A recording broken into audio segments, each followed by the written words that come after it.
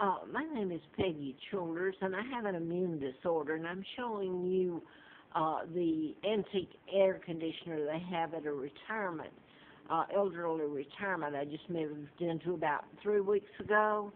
And I've told them several times about the leak. It leaks on the carpet, soaked, and won't cut off. It'll come back on in the middle of the night. I was told to get a window fan. I have an immune disorder, I stated. I'm showing you some photos of it.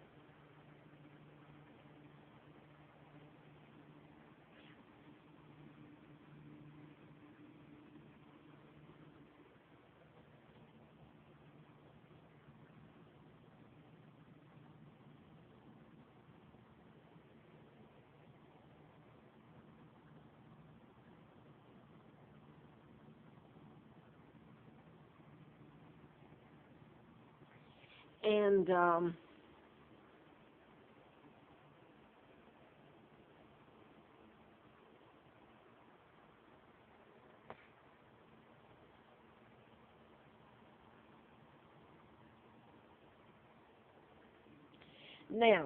I'm going to jump down here, and they didn't even have a fan. I mean, clean filter.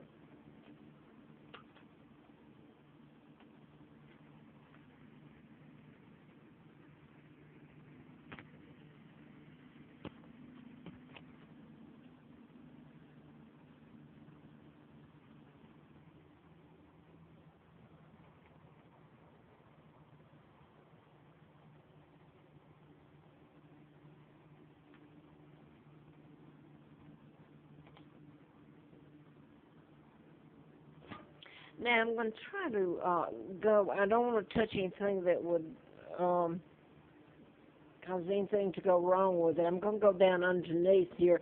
This is the filter. Now, the filter has to go up and clean this mess if it got the bottom clean and the air clean. So really, the whole unit is preposterous. And I have gotten so sick, like I say, I have an immune disorder, and if I'm around, well, anybody would mold and mildew. But I wanted to show this so that you know the unit. This is a model number right here, and 2109-26600 part number.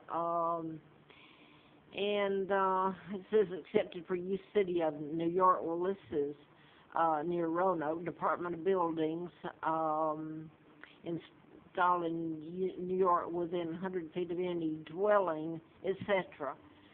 So I don't know that that means anything, but I sure the hell know it's killing me, and it's got to be mold and mildew. And they never really had it clean when I came in. I'm going to try to show you underneath here, if I can.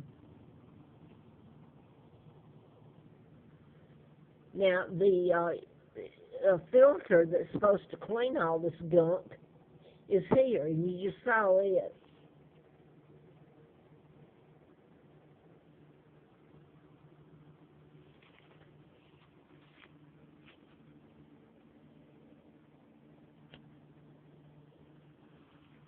I don't know how well I got that, but here's even the front of it.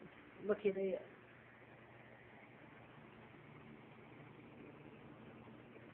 I was in political campaigns and found out some other things that the government has done to me. I've been really at this point where I can't get a place to live anymore. They've done this to me to where I'd have to break leases. And without going any further, all that's on, oh, you wouldn't believe back here. You really wouldn't. And this is all soaked. It's dried right at the moment. But anyway, as this stands, someone I thought was a friend, he works for the government, but he was a part of it.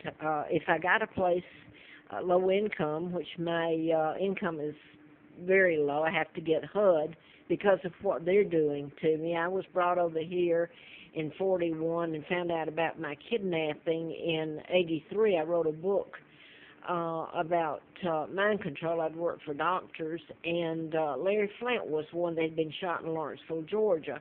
I was living in Marietta doing the book 76 till April Fool's Day of 80, and then I should have died. They put antifreeze in me, so it's been an ongoing, and because of who did the kidnapping and who I am, nobody will touch it. They're afraid of it. I was flown out to Flint's in '83 during a political campaign when one of the doctors, congressmen that I wrote about in the book, and then I had the antifreeze put in April Fool's Day of '80, had a letter from the FBI June the 23rd of 79, and then the antifreeze April Fool's Day of '80, and then it's been a living hell. But Larry Flint flew me out there when the KAL was shot down that was carrying Congressman, doctor, urologist from Atlanta, from Piedmont Hospital, Larry McDonald. They all went down in the ocean en route from Juneau, Alaska to Seoul, South Korea.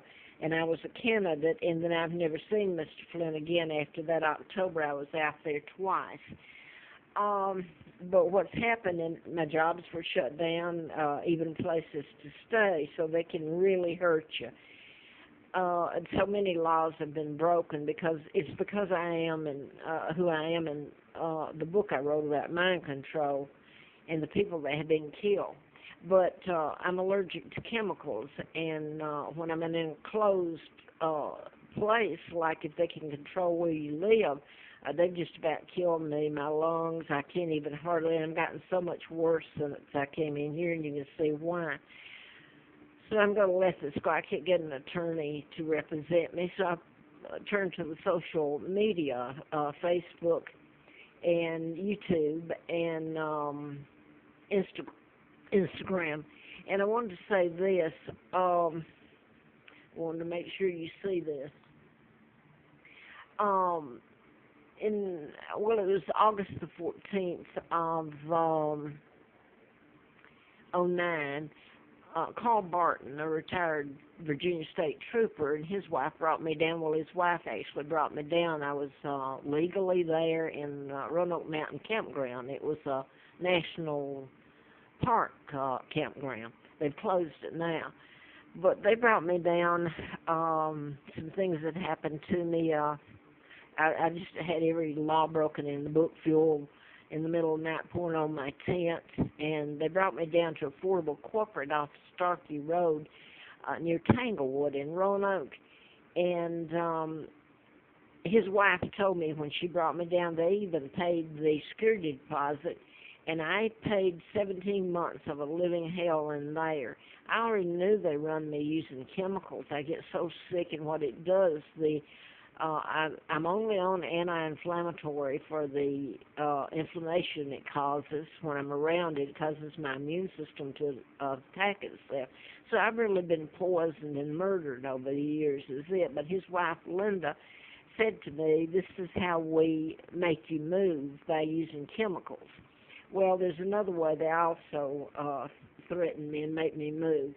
So anyway, I'm going to stop here because I'm going to have to move again. I can't, and I won't be able to ever get anything. I was at